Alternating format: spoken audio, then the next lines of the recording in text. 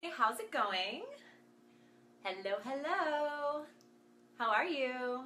I'm Kelsey Ale. I am a nutritional therapist. I am a paleo chef and baker, and I am also the author of the new cookbook, Paleo Sweets.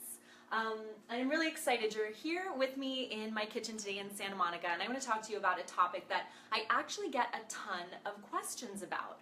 So I thought it would be a cool idea if we could just hang out and chat about it, and I could give you guys some answers. But the question is, what is paleo? What is the paleo diet, and how does it work? And I think that's an awesome question, and it's super important. And again, I'm going to talk to you about that now today, but before I get too deeply into this, I just want to make sure that you can hear me. So if you could go ahead and throw some thumbs up, there's some little hearts, like my necklace, heart if you can hear me. I just want to make sure the audio is working, and then we can move forward with all of our awesome information for today.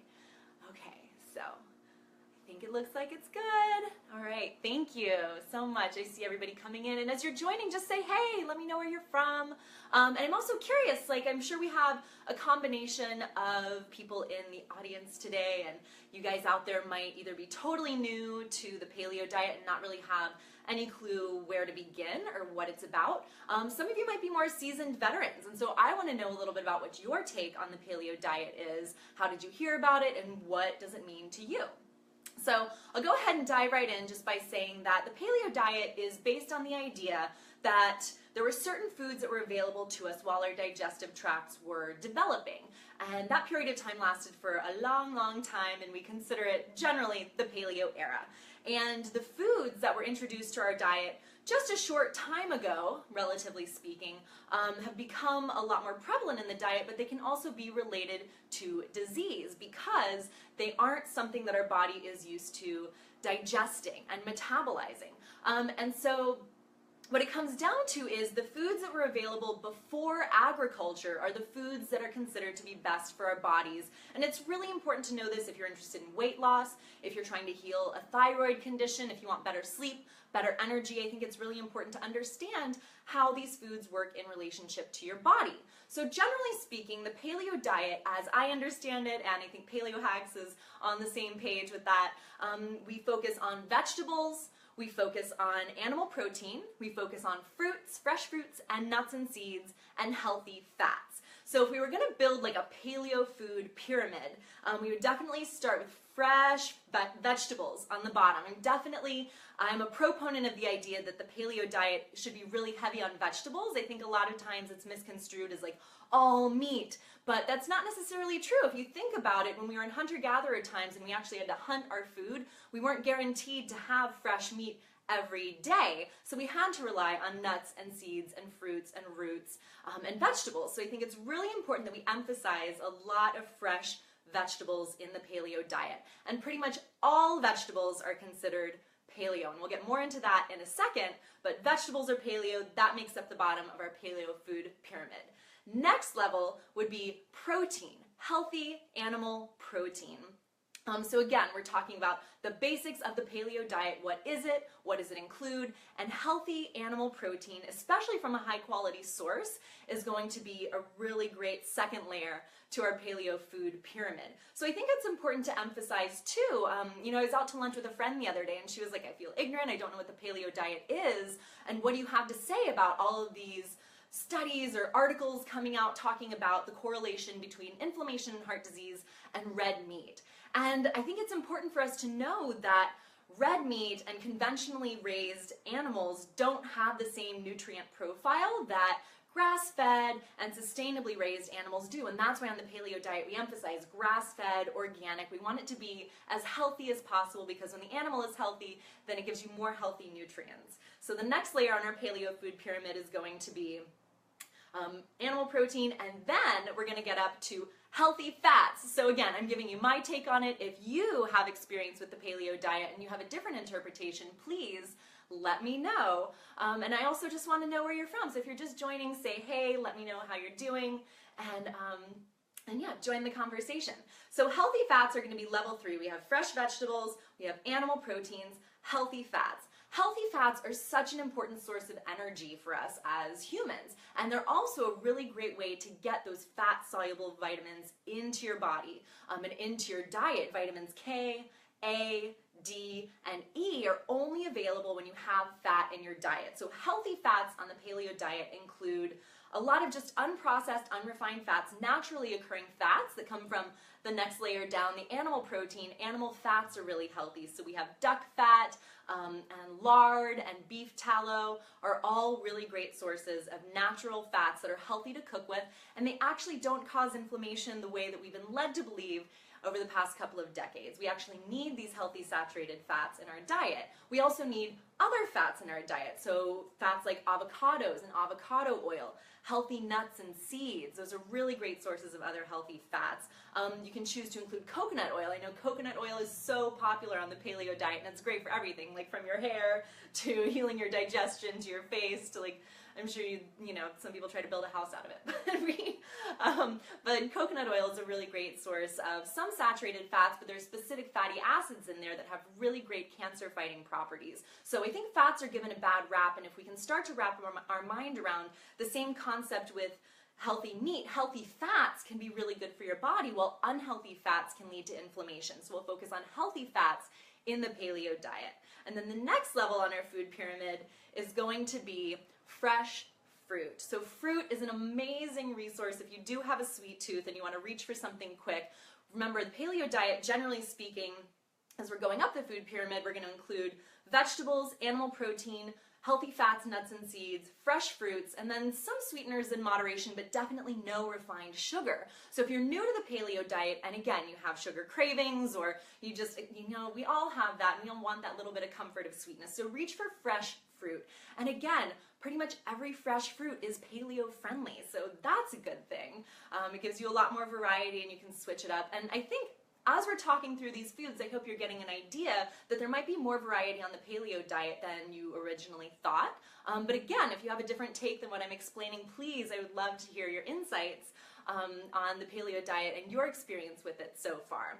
So we'll go through it again. We have our fresh vegetables on the bottom layer of the paleo food pyramid. We have healthy, sustainable grass-fed protein. We have healthy fats, again, very clean sources of fats. We're not doing vegetable oil, leave that out. We want to invite in the healthy saturated fats that come from the meat and the animal protein.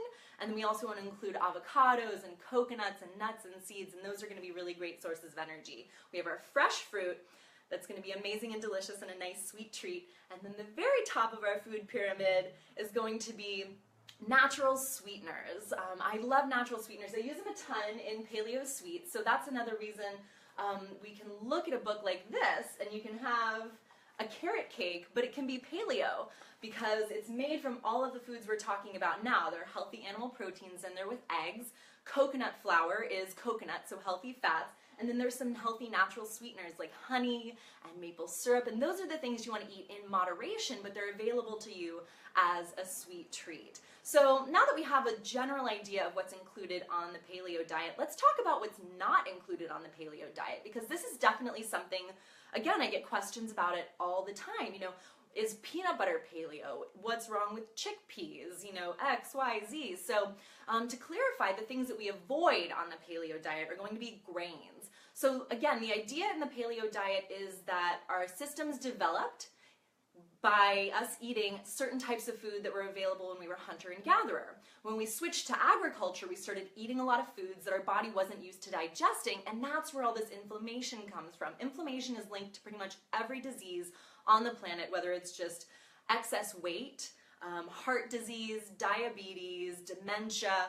All of these diseases have a link to inflammation, and it's thought that foods like grains increase inflammation, not only because they're a source of carbohydrate, but they're considered to contain some anti-nutrients that prevent your body from absorbing really good nutrition from the foods that you eat. So we eliminate grains. We also don't include legumes, which is the family of beans. So peanuts are not a true nut. Peanuts are a legume. They fall into the bean family. That's why peanut butter isn't a part of the paleo diet.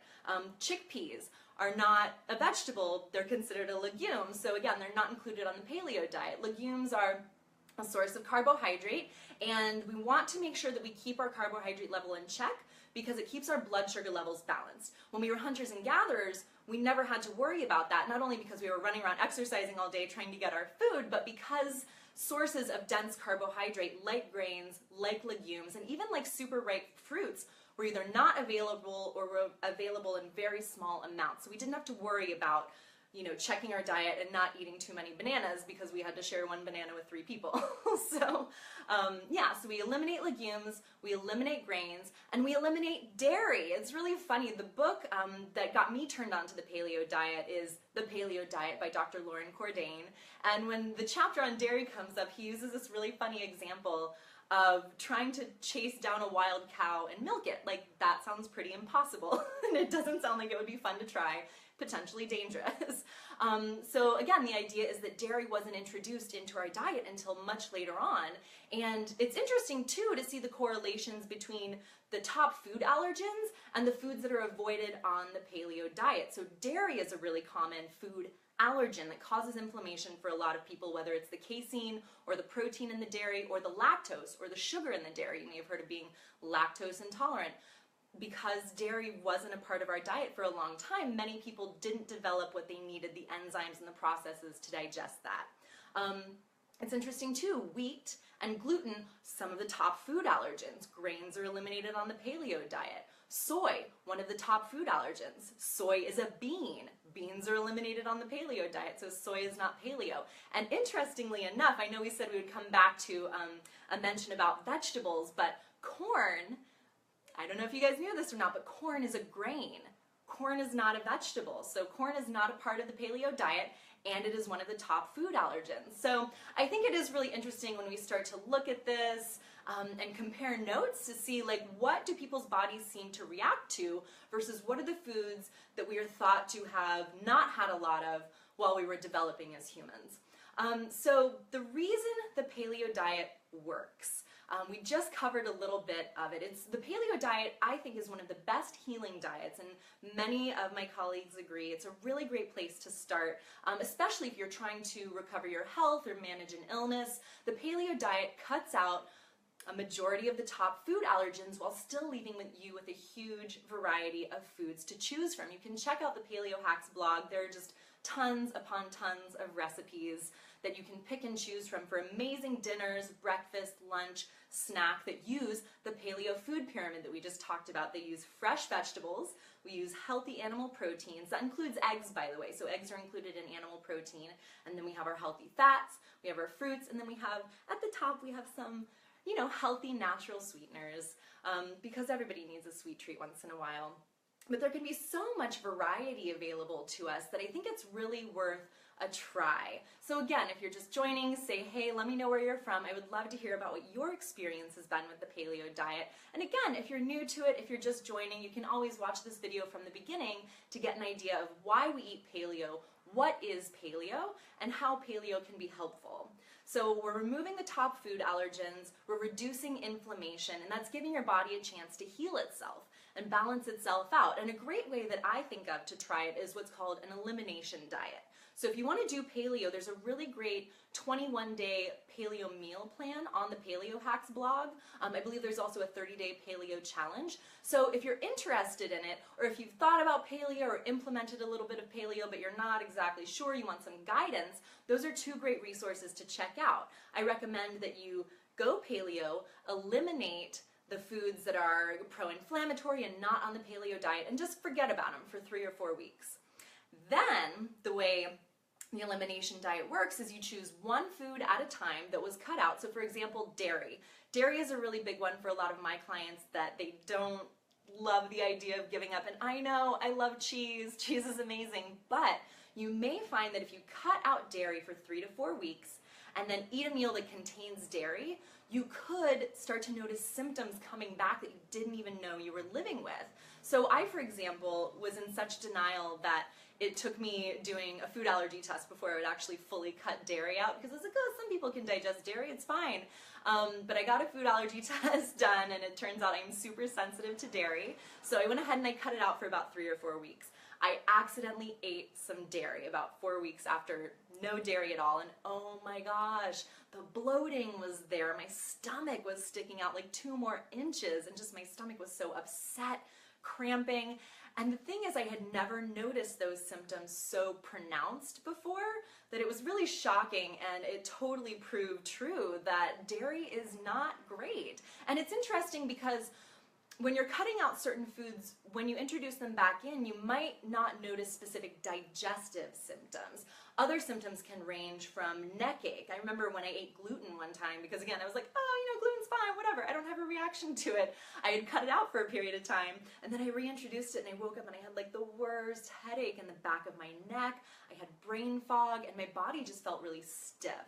So I think it would be worth it that if you want to give the paleo diet a try, look up the 21-day meal plan on the PaleoHacks blog, look up the 30-day challenge, focus on fresh vegetables, get a ton of vegetables in your diet, healthy, sustainable protein. And when we're talking about protein, again, we're talking about eggs, we're talking about animal meat, we're talking about bone broth and organ meats. I know Chef Pete has a really great video about how to prepare liver and like it, so if that's something you've been afraid of and never thought you would work into your diet, but you maybe want to give it a try, recommend checking out his recipe and he can guide you through it. I love heart and tongue, which are things I never thought I would try until I was like, okay, well, this is an option. Let's start exploring and experimenting with it. And they can actually, when they're prepared well, be really great and be really nutrient dense. So that's the thing about the paleo diet that really makes it great overall, is we're focusing on these whole, real foods that are full of vitamins, full of minerals, healthy sources of carbohydrate that'll help keep your blood sugar balanced, healthy fats that are going to be there to support brain health, nervous system health, and energy, fruit as carbohydrate that, again, if you need a sweet treat, you don't have to jump off the wagon and eat a pint of ice cream. You can have something that's sweetened, either just a piece of fruit, or hit the top of the pyramid and eat something sweetened with honey, with maple syrup. Coconut sugar is a great option. All of these sweeteners are considered paleo because they're minimally processed, and I mean, definitely honey has been around for thousands and thousands of years as a food source for us. So I always give raw honey 2 thumbs up. So I think that's it. I just wanted to give you guys a little bit of clarity, and I hope this has helped answer some of your questions. I hope you're inspired now to give the paleo diet a shot, and I hope you have a little bit of understanding about it. I would love it if you could ask any questions in the comments. I'm having trouble right now. I'm having trouble seeing the comments, so I'm not going to be able to take any live questions right now, but if you have any questions at all, please add your questions in the comments below the video, and I will get on the computer as soon as I jump off of here, and I will answer your questions to the best of my ability. And also, again, Paleo Sweets Cookbook uses flours that are made from nuts and seeds and coconuts, so no grains, only natural sweeteners, maple syrup, honey, coconut sugar, and a lot of really great yummy recipes. So I'll pin the link to this also underneath the video if you want to find some paleo-friendly desserts. Now you understand how they fit into the diet and what makes them different and what makes them different for your health. They impact your body differently, but it doesn't mean you have to give up your sweet treats altogether. So it's been really great chatting with you guys. Thanks for hanging out with me in my kitchen, talking nutrition. And again, any more questions, comments, please add them below, and I will get back to you as soon as I can. All right, you guys have a great day. I'll talk to you soon. Bye.